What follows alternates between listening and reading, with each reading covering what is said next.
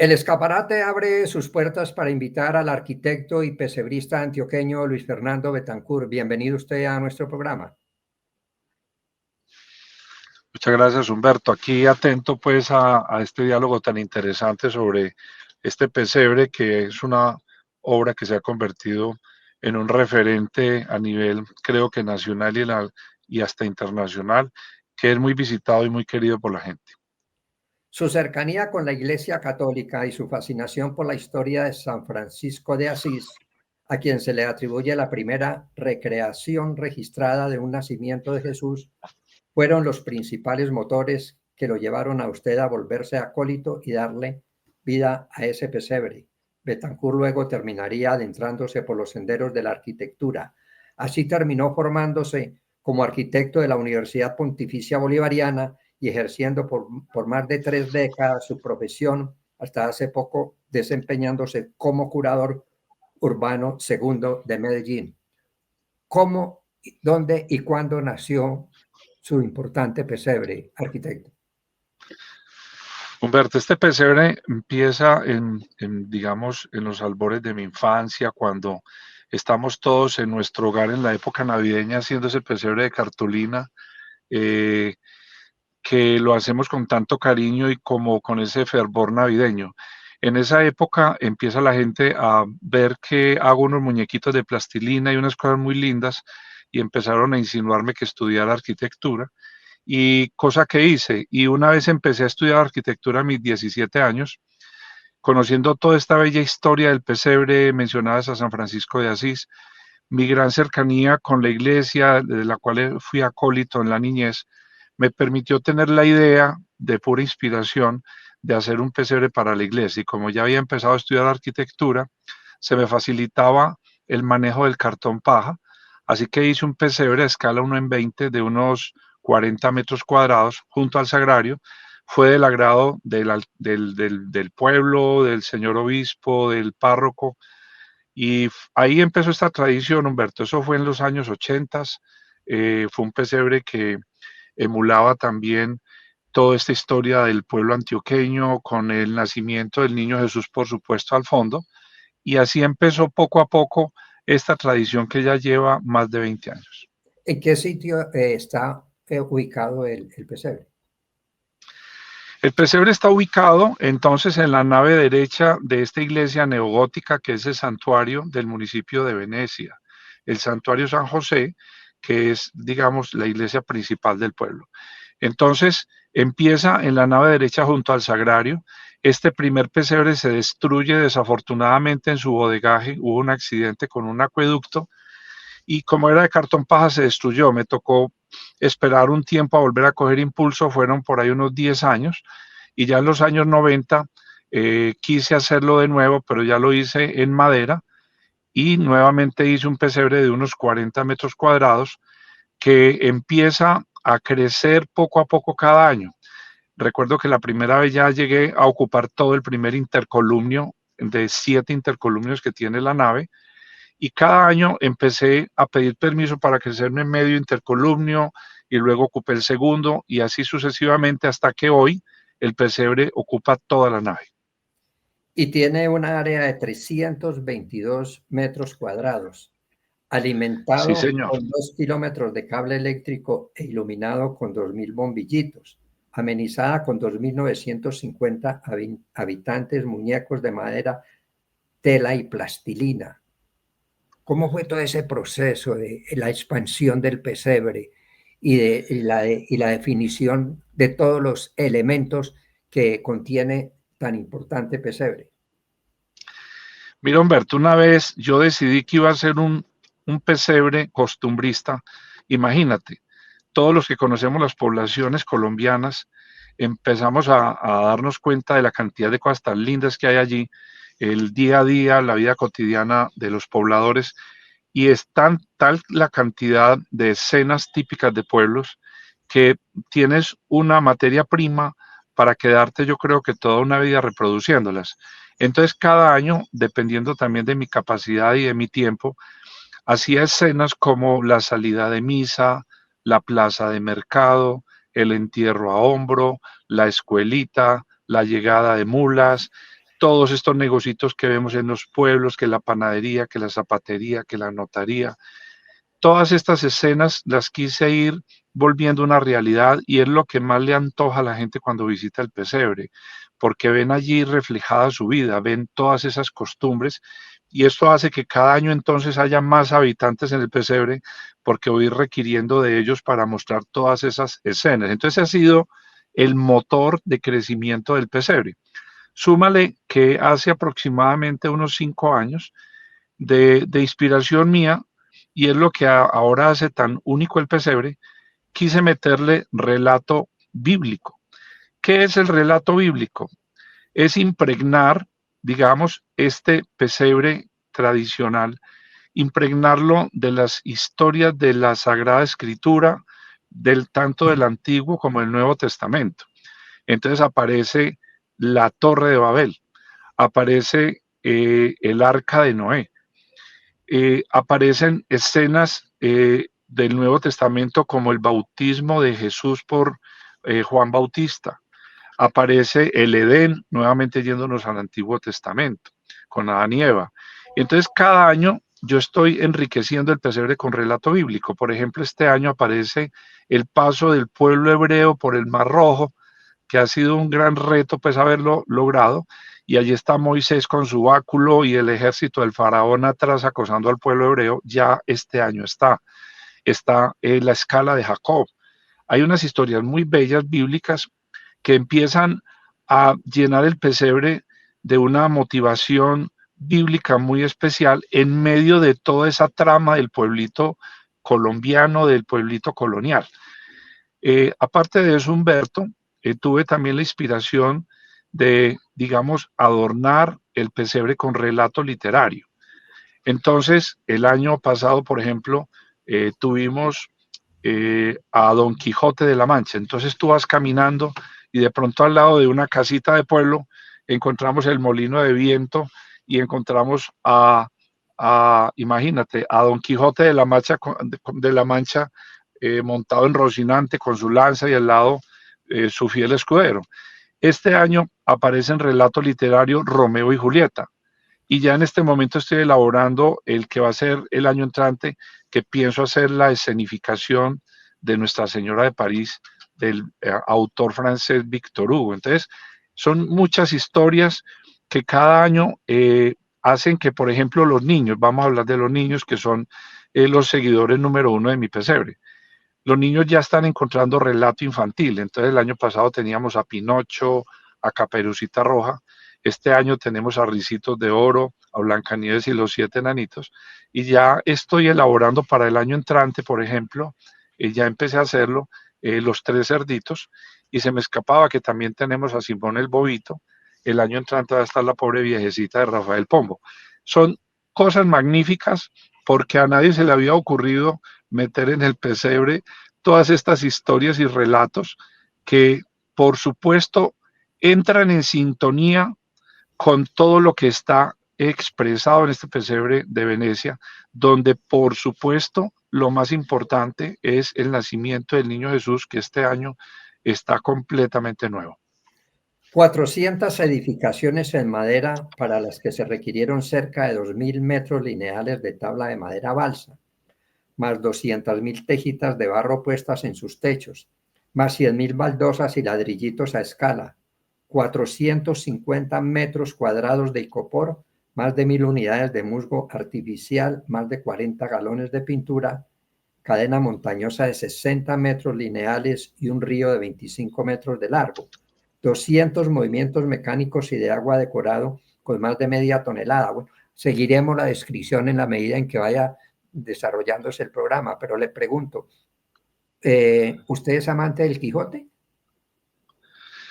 Hombre, ¿quién no? Leer el Quijote de la Mancha es una obra que por algo es universal y por algo siempre la encuentras en el primer lugar cuando buscas en Google o en cualquier buscador cuáles son las obras que uno tiene que leerse antes de morir. Y Don Quijote de la Mancha es un deleite, es único, la forma en que fue escrita, hacen que definitivamente uno sienta una cantidad de sensaciones muy especiales porque es un libro todo que ver. Entonces, Víctor Hugo, por supuesto, es mi autor favorito, con Los Miserables, con El Jorobado de Notre Dame. Hay unos, por favor, Gabriel García Márquez. Entonces, con 100 años de soledad, cada año aparecen todos estos títulos que me inspiran a presentar en el pesebre su representación porque valen la pena. Y seguramente irán posteriormente los caballeros andantes del Quijote. Van a ver una lista. Imagínate que, por ejemplo, volviendo a temas más terrenales, este año quise poner personajes del pueblo, personajes que todos distinguimos allá en el pueblo, como dicen los montañeritos, yo distingo a fulano. Entonces, quise hacer, por ejemplo, al sepulturero. Entonces, ahí está, la gente va caminando y lo va a ver, lo distinguen porque a todos les estoy poniendo un signo de interrogación para que sepan que ese es un personaje del pueblo y tienen que adivinar quién es. Puse, por ejemplo, a Ovidio Coco, que es un personaje muy querido del pueblo, que vende coco y que desafortunadamente fue una de las víctimas de la avenida torrencial que tuvo Venecia hace unos aproximadamente 4 meses, fue una de las víctimas. Por lo tanto, quise hacerle un homenaje póstumo a este personaje del pueblo, un personaje sencillo y querido, y ya está pues allí en el pesebre junto con otros 3, 4 personajes del pueblo. Pero maravillosos esos personajes, destacar esos personajes populares del pueblo. Mire, yo escribo también, soy escritor, y soy de Sevilla Valle, del norte del Valle, obviamente mi familia antioqueña toda. Y me he dedicado mucho a escribir crónicas sobre los personajes del pueblo. Lo he hecho y tengo un libro que escribí que se llama... bueno, ahora le digo cómo se llama, increíble, Las tertulias del enredo. Y ahí hay algo de esas anécdotas, pero últimamente he escrito mucho sobre eso y me parece que es la literatura original. Bien decía García Márquez que la literatura está en la calle, don Fernando. Total, te felicito si te metiste con uno de los temas más queridos que hay, porque es que esa vida cotidiana, esos personajes del pueblo, esas vivencias que hay en los pueblos, es lo que las hace definitivamente únicos. Y en el caso mío, con este pesebre, ¿cómo dejar de expresar físicamente con muñequitos y con edificaciones toda esa lectura, digamos, de la vida cotidiana? Este año, por ejemplo, se me acercaba un grupo de agentes de la policía y me dijeron, oiga, arquitecto, no vemos pues la estación. Entonces les prometí que para el año entrante iba a haber estación de policía. Siguiente, me llegaron, por ejemplo, ¿qué hubo pues de este pesebre? No vemos los bomberos. Entonces el año entrante va a haber estación de bomberos. Un día una niña cargada por su madre, una niña de unos 5 años, me dijo, señor, ¿usted es el que hace el pesebre? Le dije, sí.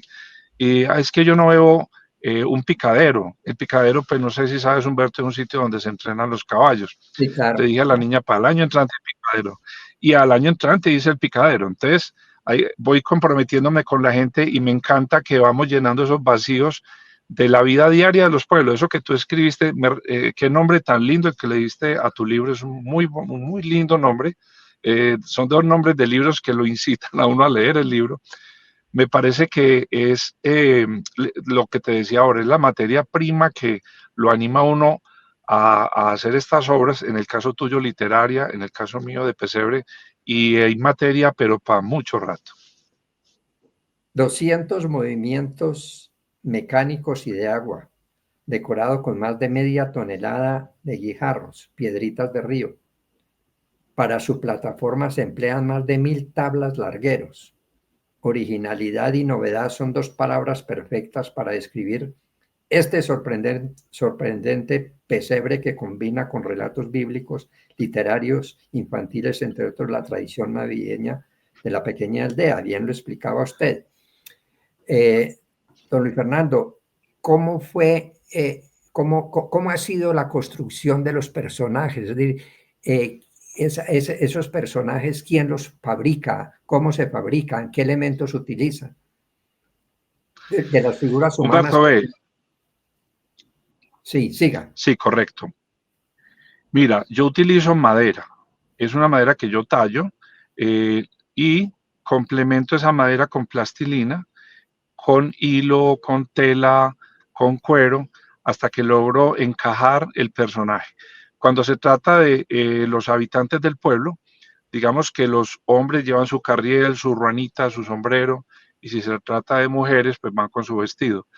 Ya cuando voy a tratar de elaborar un personaje ya muy específico, pues elaboro un poco más, por supuesto, su carita, porque cada muñequito tiene todo lo que tiene una persona.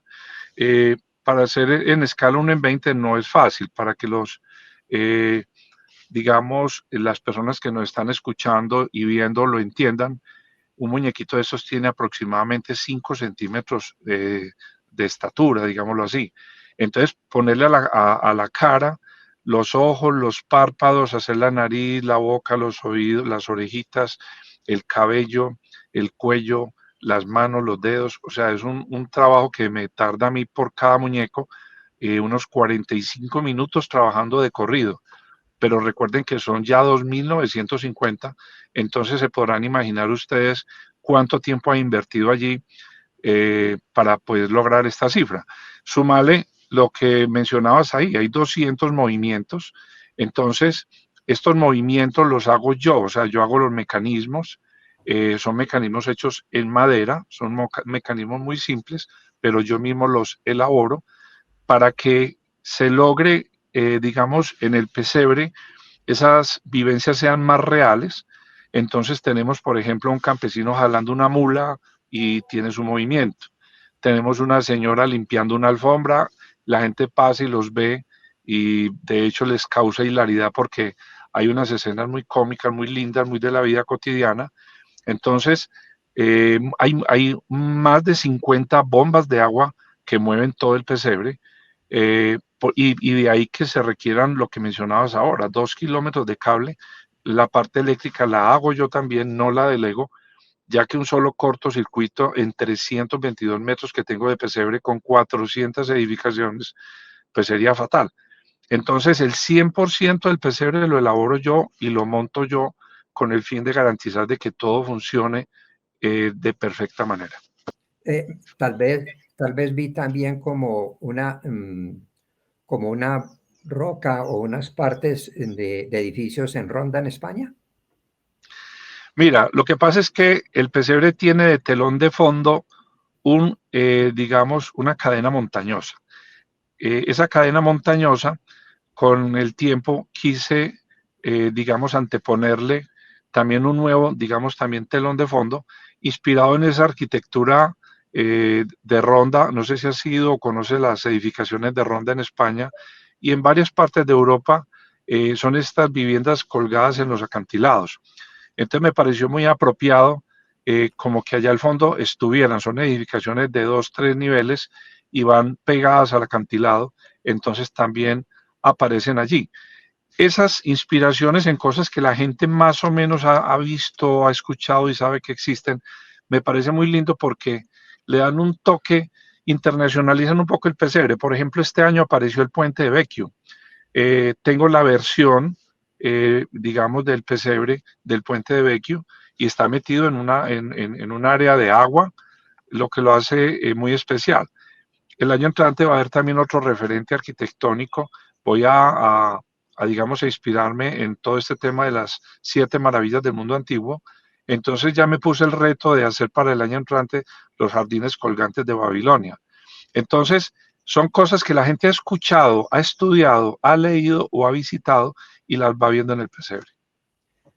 Es decir, además del costumbrismo muy bien representado en la cultura antioqueña, también se podría decir que hay universalidad, hay universo en el pesebre a través, me imagino, de las experiencias de las experiencias que usted ha tenido en sus recorridos por el mundo.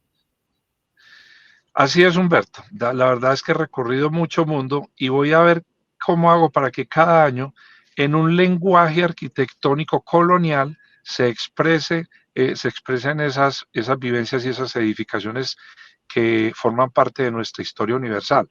Entonces, cuando, por ejemplo, te digo el puente de Vecchio, cuando tú lo ves en el pesebre, está hecho con arquitectura colonial, pero se lee que es el puente de Vecchio. Entonces, como una especie como de interpretación que hago. Por ejemplo, cuando tú miras en relato literario a Romeo y Julieta, es una edificación que yo hago con arquitectura colonial, pero que es evidente la escena, pues imagínate, asomada en el balcón está Julieta y abajo con el caballo está Romeo en una actitud, digamos, de amor hacia la chica que está asomada en el balcón. Entonces la gente inmediatamente sabe que se trata de Romeo y Julieta. Historias, por ejemplo, de relato bíblico, Humberto, como el tema del arca de Noé, eh, también quiero explicártelo. Por ejemplo, hace 3 años lo puse por primera vez y estaba Noé construyendo el arca. Literal, tú veías ahí el costillar del arca y a Noé construyéndolo.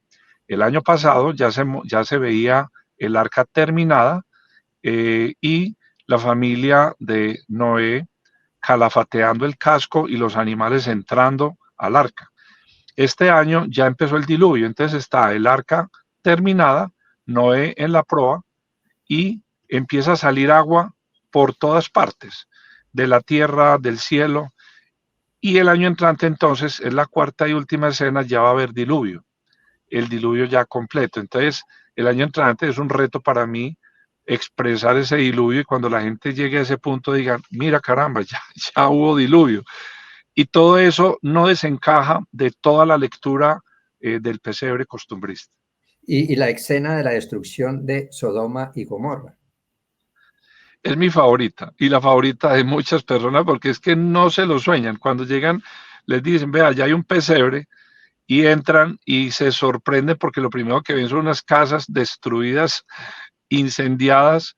Por supuesto que el incendio pues es ficticio, yo lo hago a través de unos efectos de luz y de vapor que muestran, digamos, como si se estuviera incendiando, entonces se impacta mucho a la gente. Entonces allí está la esposa de Lot, que se convierte en sal, entonces la gente reconstruye todas esas historias de la Biblia, que es mi deseo, para que todas esas vivencias traigan un solo mensaje y que es muy claro para mí, y es que Jesús está entre nosotros.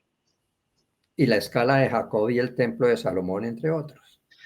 El templo de Salomón es divino. El año entrante, por ejemplo, va a estar Salomón en su trono. Este año está solo el templo. La escala de Jacob apenas aparece este año. Y en relato infantil también aparece el flautista de Hamelín, que cada año va a ir también teniendo cambios. Todos sabemos que el flautista de Hamelín se ofreció para sacar las ratas de un pueblo, no le pagaron, entonces volvió a tocar su flauta y se robó los niños. Entonces aquí, en una sola escena, estoy mostrando a Hamelín y detrás de él van las ratas y los niños. Cada año quiero que eso sea de más fuerza. Me parece que todas estas historias nos transmiten cosas que todavía hoy son vigentes. Por ejemplo, Ricitos de Oro ha sido analizado hasta como un comportamiento social y lo puede en un buscador, pone Ricitos de Oro y dice su significación hasta en los negocios.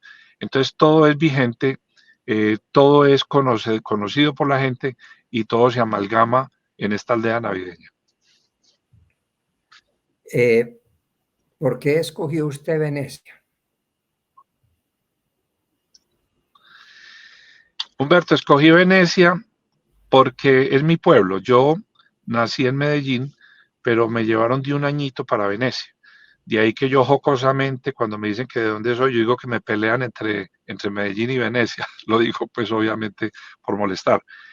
Pero yo me siento muy de Venecia porque allí estudié mi primaria, mi secundaria, viví mi niñez, que tú sabes que es la etapa más hermosa de la vida, y viví todos esos cuadros típicos del pueblo.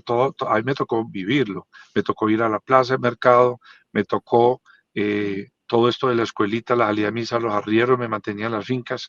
Entonces todas estas vivencias las grabé en mi mente y por lo tanto cuando quise volverlas una expresión navideña, quise regalarle, porque es un regalo, Humberto, no sé si te lo había dicho, yo pues no recibo ayuda económica para este pesebre, yo me gasto unos 25 millones de pesos al año, cada año, y es una donación que yo le hago al santuario.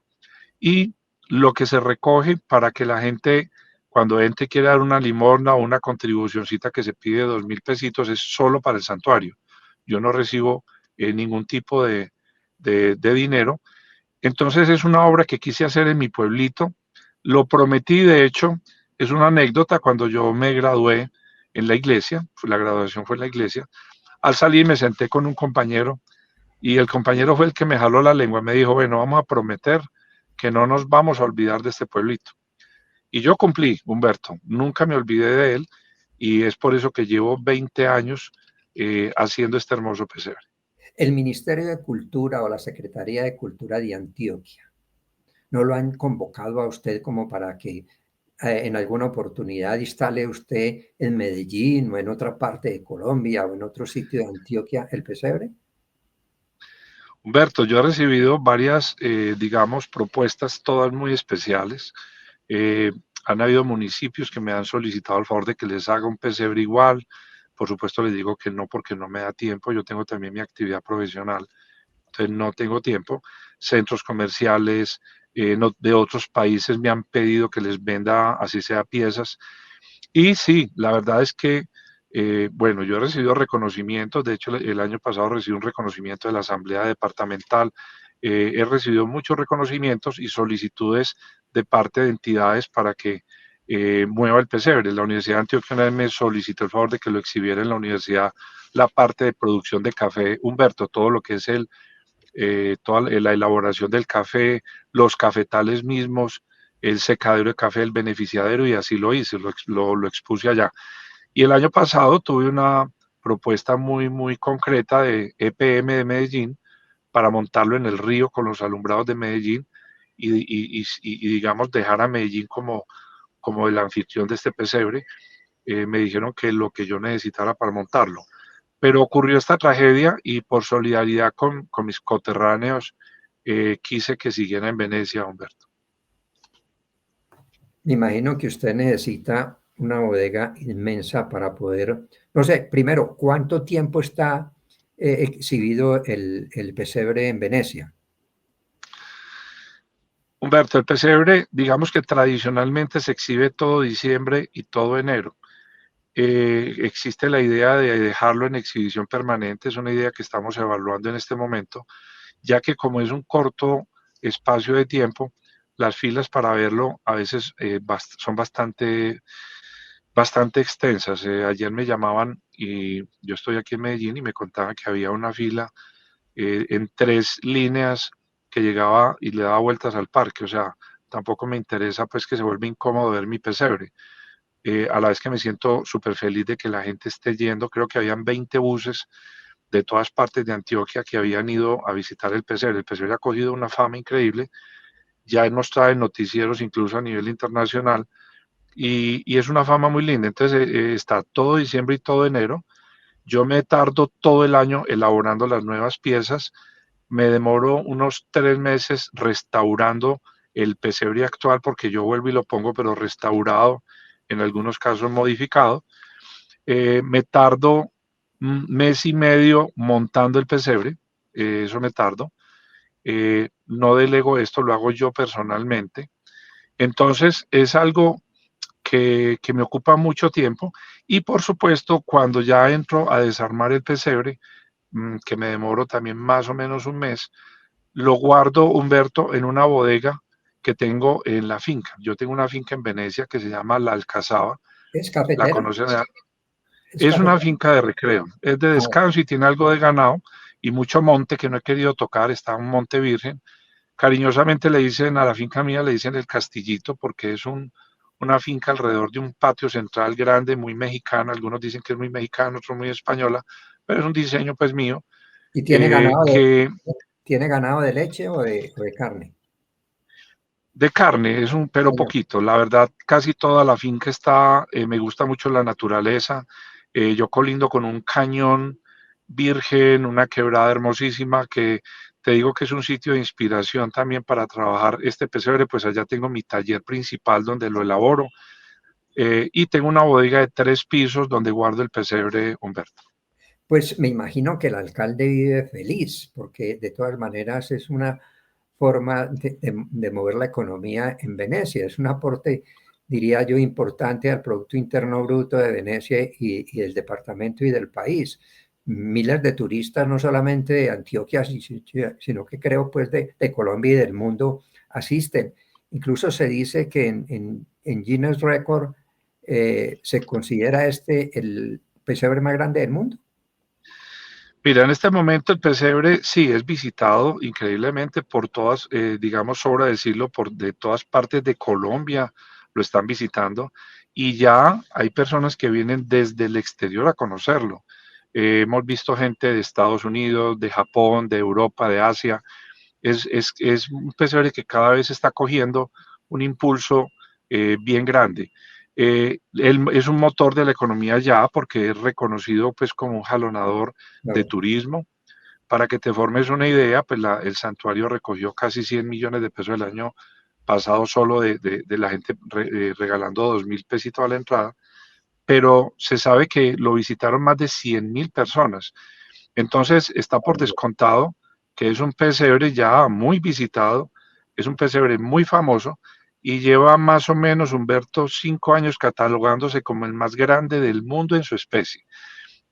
Quisimos que la Academia de Récord Guinness lo reconociera así. Lamentablemente no tienen esa categoría. Nos contestaron muy amablemente de que teníamos que acomodarnos a sus categorías. Entonces, esa no la tenían y por lo tanto no nos podían pues facilitar, digamos, ese reconocimiento. Vamos a seguir trabajando con la academia a ver de qué manera logramos que lo reconozca, pero tenemos la certeza porque a nivel de la prensa hablada y escrita y de todos los visitantes, nadie conoce un pesebre costumbrista de este tipo, de este tamaño en el mundo. Esa pasión, pues obviamente lo dijo usted, viene desde muy joven, pero ¿cuántos vehículos necesita usted para poder movilizar anualmente desde su finca hasta Medellín, hasta Venecia, perdón, desde su finca hasta Venecia, el pesebre? Y me imagino que es una bodega de 2 o 3 pisos porque son miles y miles de cajas que me imagino usted utiliza para conservar o mantener el pesebre durante el año después de que sale de Venecia.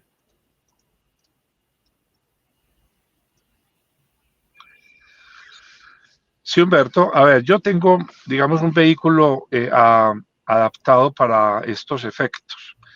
Y más que muchos vehículos, se requieren muchos viajes, porque como son piezas tan delicadas, es madera balsa, son muñecos de plastilina y madera, hay una cantidad, digamos, de cosas y por demás muy costosa. Este pesebre, pues es un pesebre al que se le ha invertido en material más de 500 millones de pesos, es un pesebre muy costoso eh, y todo es elaborado por mí. Entonces, cada pieza que se daña me toca a mí volverla a hacer, entonces también es un tiempo que uno pierde.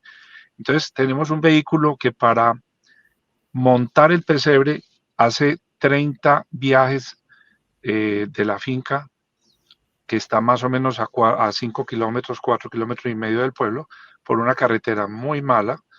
Entonces hay que hacer unos 30 viajes para el montaje y otros 30 para el desmonte.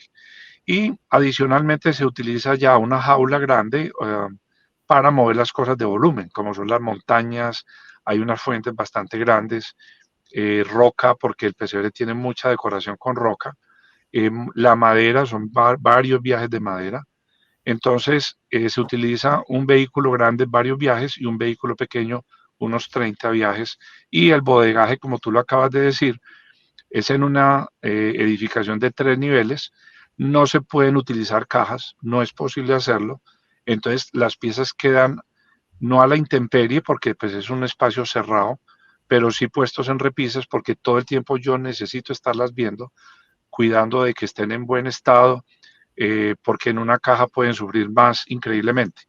O habría que enguacalarlas y eso se volvería imposible porque son, como tú lo mencionabas ahora, 400 edificaciones y es un rompecabezas gigante porque fuera de las 400 edificaciones hay media tonelada de guijarros puestos en empedrados que también van en tablas de balso y que son centenares.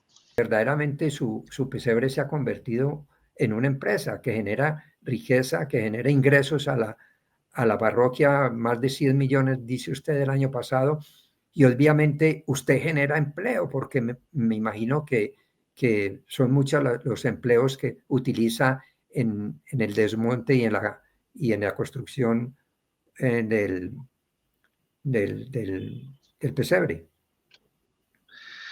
Humberto, pues la verdad, yo pienso que tienes razón en algo, y es que la economía sí se impacta, eso es definitivo. El santuario también recoge unas sumas muy buenas que son para el santuario mismo y eso me alegra demasiado. Eh, con respecto a generar directamente empleo con mi pesebre, no, porque lo hago yo solo. La verdad, allí pues hay una inversión importante en la compra de materiales, pero no, el pesebre directamente no genera empleo. La plataforma, pues para serte honesto, sí la contrato, o sea, digamos que pongo a unos trabajadores a que lo hagan, porque eso sí no lo hago yo, se Claro. demoran un par de semanas, pero de resto pienso que el pesebre, el impacto económico es más bien desde el punto de vista del turismo que está jalonando, que es muchísimo, muchísimo. O sea, tú vas a Venecia un fin de semana, por ejemplo, y el pueblo está pero reventado de turistas conociendo el pesebre. En estos días, una hermana mía que vive en el pueblo me mandó un videíto de una caravana de buses de escalera que venían de dos municipios entrando al pueblo pitando. Me pareció muy lindo, iban a ver el pesebre, eran unas 200, 300 personas, ya te imaginas cuántos carros eran. Entonces sí, hay un impacto económico importantísimo. Ya Venecia, pienso que está empezando a quedar en el mapa del turismo a nivel mundial porque ya está en recorridos de agencias de viajes. Un día me sorprendí porque me metí a Google Maps y puse Venecia, Antioquia, y la imagen que tienen es el pesebre mío, imagínate, Google. Entonces, creo que sí está cogiendo una fama importante. ¿Piensa usted en el futuro ampliar el pesebre? Por favor, no va a parar de crecer. El año entrante ya tengo la quiesencia del padre César Augusto. Él me dijo, bueno, siga, pero hacia la entrada. Entonces el pesebre va a empezar a dar una curva y a salirse hasta la puerta principal. Y también el pesebre tiene un crecimiento vegetativo, es decir, el pesebre está creciendo hacia adentro. Algunas áreas que antes eran unos paisajismos, ahora están siendo reemplazadas por edificaciones. Digamos que de alguna manera en este pesebre está sucediendo lo que sucede en cualquier población que va creciendo y hasta que revienta sus fronteras o empieza a crecer en altura. Entonces el pesebre crece mucho hacia adentro, eso es un hecho, y ya va a seguir creciendo hacia la puerta. Por ahí hubo un periodista que me decía que pensara ya en la opción de coger otra nave. Lo que pasa es que si cojo otra nave, yo no sé si la diócesis se vaya a molestar porque entonces ¿dónde van a estar los feligreses?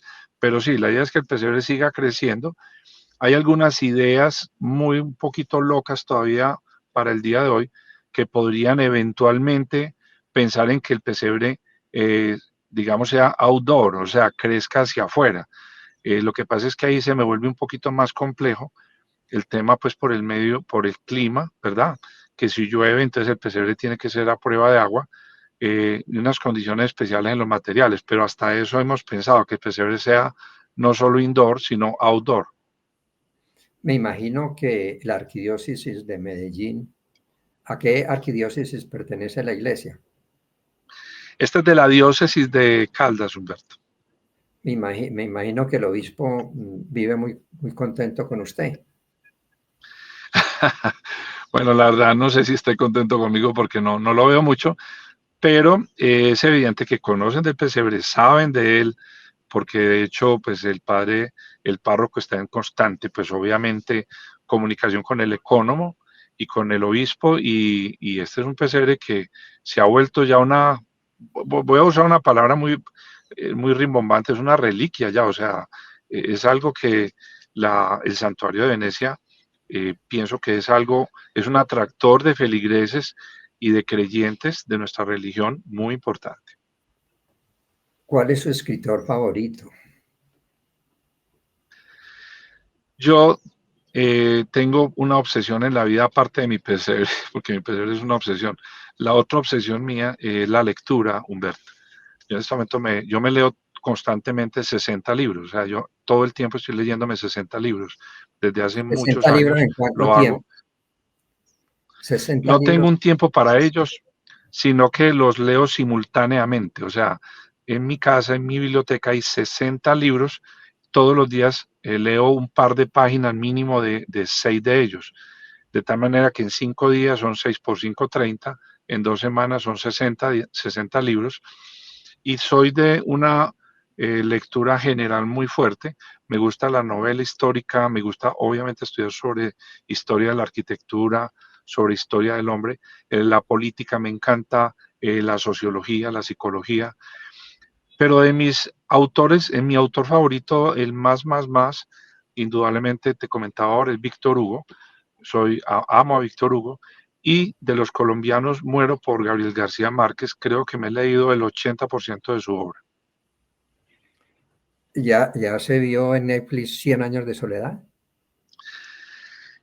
Tengo una dificultad para ver en cine los libros que me leo, porque creo que de alguna manera, no sé cómo decírtelo, me asusta un poco que me desdibujen toda esa imagen que tengo del libro, que por supuesto leída palabra por palabra, letra por letra, es muy lindo, porque como uno no tiene ahí, digamos, obviamente imágenes, uno se las forma.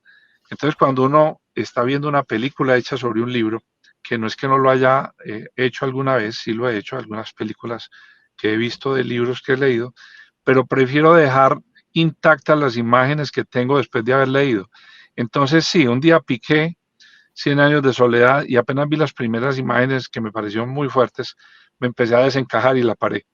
Quiero quedarme con esas mariposas amarillas, quiero quedarme con todas esas historias tan lindas en esos patios de las casas y en ese Macondo. Quiero quedarme con ella en la cabeza. ¿Usted escribe? La verdad no, digamos que se me da bien escribir, eh, digamos que todo el tiempo escribo, pero muy para mí. Digamos que nunca, aparte de mi tesis en la maestría y de las cosas que me obliga mi profesión y algunos escritos pequeños que hace uno todo el tiempo, nunca he hecho, pues algo así como un libro, no he hecho algunos artículos que me piden de algunas revistas. Como soy conferencista nacional y a veces internacional, monto mis presentaciones, fui profesor de universidad. Entonces, y escribir se me da mucho, pero la verdad nunca me he sentado a escribir algo concreto. Y mi favorito también es García Márquez y por supuesto Vargas Llosa. Y de los colombianos, este que le muestro. ¿Lo alcanza a ver? ¿Quién es que no lo alcanzo a ver? Sí veo la imagen, pero no veo quién es. Como estoy en el teléfono, ¿quién Claro, es Humberto? estas son las obras completas de Tomás Carrasquilla. Ah, ok. Sí, Tomás, Tomás Car- Carrasquilla, muy importante. Sí, señor. Tomás Carrasquilla todo el día y la noche permanece en la mesa de noche, porque para mí es alucinante embarcarme en la lectura de Tomás Carrasquilla, en sus cuentos, en sus novelas, ¿no? En sus crónicas, en sus acuarelas, en su relato sobre el teatro y sobre Medellín, ¿no? Y Simón el Mago, y a la diestra de Dios Padre, que me encanta la diestra de Dios Padre, ¿no? Cuando el personaje, siga, cuando el personaje le gana al diablo más de 10 millones de almas jugando tute, y las tiene que, y las tiene que soltar, y las tiene que soltar del infierno. Y ese es mi estilo de crónica que yo escribo.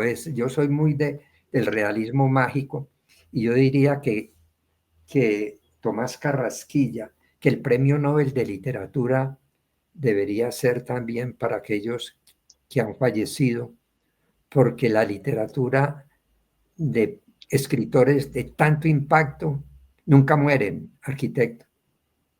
Sí, estamos de acuerdo y le prometo que voy a leer a Tomás Carrasquilla, lo tengo descuidado, a pesar de que por supuesto sé de él, lo leeré.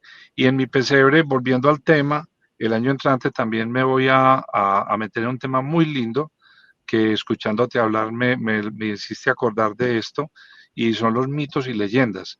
El año Sí, entrante va a estar, en mi pesebre va a estar La Llorona y vamos a ver cuál otro personaje porque es una lista larga. Tengo una lista de más de 15 mitos y leyendas que son muy nuestras, muy de Colombia y que han sido ilustradas en tantos festivales, en tantos libros y que vale la pena tenerlos allí también. Baena Hoyos es un escritor de Pereira que escribió El río corre hacia atrás, una obra muy interesante sobre la colonización antioqueña. Eh, él y tanto Santa también escribió mucho sobre la colonización. Tomás Carrasquilla, muchos escritores importantes. Y en esos, en Manizales también hay unos escritores muy buenos dedicados al tema de la colonización antioqueña. Ahí sí que hay mitos y leyendas interesantes, arquitecto. Wow, me tenés que mandar por WhatsApp todas esas referencias, me encanta, porque es que, por Dios, estamos desde niños acompañados de todo este universo mágico, como lo mencionas tú, y que veo que es tu inspiración para leer, y que esa realidad mágica y que tenemos a nuestro máximo representante de ella, pues que es Gabriel García, para personas, pues voy a hablar de mí, que todo el tiempo tengo esa imaginación mía volando, o sea, no para. Y toda esa imaginación siempre trae realizaciones que parten de cosas a veces súper sencillas, de imágenes, de recuerdos, de lecturas. Entonces me vas a poner a leer mucho, Humberto, por lo que veo. En Medellín hay un grupo bien interesante sobre Tomás Carrasquilla, arquitecto, y se reúnen permanentemente y eh, hacen conferencias, dan conferencias y es muy fuerte ese grupo de Tomás Carrasquilla en Medellín. Yo he tenido ganas de ir a incorporarme un poco porque pues a mí me encanta Tomás Carrasquilla, es decir, yo soy macondiano y Tomás Carrasquilla por el otro lado, arquitecto. Sigamos con el pesebre. Ya hicimos un relato literario, ahora volvamos al pesebre, arquitecto. Sí, señor, este pesebre, digamos que no para, como te lo comentaba. Me parece que las personas que incluso ya lo conocieron deben ir este año porque siempre hay cosas nuevas, no les quepa la menor duda. Las edificaciones que llevan un tiempo allí ya se están empezando a modificar. Por ejemplo, la iglesia principal del pueblito este año tiene un campanil de nuevo. La galería, ¿verdad? Que es donde se hace el mercado, tiene unos torreones nuevos, la escuelita también. Cada una de esas edificaciones yo les voy incorporando cosas. La cárcel del pueblo que gusta mucho porque hay unos presos escapándose. Este año tiene también una ronda de vigilantes nueva. Allí hay unos movimientos muy lindos y el río cada año es nuevo pues en su decoración. Y te comentaba que el nacimiento vale la pena verlo porque siempre en todos estos últimos 19 años la Sagrada Familia estaba en una escala superior a la del pesebre. Lo hice para realzar la importancia del nacimiento. Pero este año esas figuras ya no están y ya el pesebre en su sitio de nacimiento está todo en la misma escala del pesebre. Entonces allí van a ver a José y María en el burrito entrando, digamos, a toda una zona de pesebreras a escala 1 en 20, o sea, ya están del tamañito de los muñecos del pesebre. Los realcé con unas vestimentas muy lindas, muy llamativas para poder que la gente las ubique rápidamente. Y los 3 Reyes Magos con los camellos detrás caminando. Entonces, todo esto es una villa nueva, la parte de la villa que es completamente nueva y que está justo donde nace el Niño Dios, que ya estamos pues, próximos a ese evento tan lindo. Usted, además de ser arquitecto, es un artista. Y sabe que mi hermana se va a emocionar mucho porque mi hermana es pesebrista también. Ella hace un pesebre en su hogar hermoso, no tan grande como el suyo, indudablemente, pero es muy artista, muy lindo el pesebre y se va a emocionar cuando vea este programa, arquitecto, como se deben emocionar todas las personas que van a Venecia a ver su obra. ¿Qué se nos queda en el tintero? Hombre, lo mencionaste, la experiencia que va a tener tu hermana, para mí sería un honor que fuera a conocer mi pesebre. En estos días, pues te voy a hacer como remate, te voy a comentar lo que le escuché a una señora. Yo iba detrás de ella no sabía quién era yo ni que yo la estaba escuchando, y yo no había terminado de montar el pesebre, sino que entró como a husmear. Me pareció muy lindo porque estaba hablando como con su hijo por celular y le decía, hijo, yo tengo 65 años. Usted sabe que yo he recorrido mucho y yo en mis 65 años había visto una cosa más hermosa. Eso me pareció, esas cosas me llenan a mí de entusiasmo y son como la gasolina para yo seguir trabajando en esto. Y hubo una muy especial, Humberto, de un señor que lo vi en su mirada algo muy especial. Él era mirando, mirando. Yo estaba en plena construcción pues del pesebre. Me faltaban todavía como 5 días para terminarlo y vi que se le acercó a mi esposa, que mi esposa me ayuda poniendo musguito a tapar los cables, es la única persona que yo permito que se suba pues a la plataforma. Y cuando el señor se fue, mi esposa se me acercó y me dijo, uy, no, ese señor dijo una cosa muy linda, mío, ¿qué te dijo? El señor le dijo que en todos sus años de vida, él había dedicado mucha parte de su vida a disfrutar de las cosas lindas para tenerlas en su mente y que ahora al ver este pesebre ya podía morir tranquilo. Eso me pareció, digamos que es el piropo más lindo que le han tirado a este pesebre. Entonces, a tu hermana decirle, si ella es pesebrista, decirle que lo que yo más apoyo y adoro de los que nos gustan los pesebres es que cada uno impregne el pesebre de su estilo personal.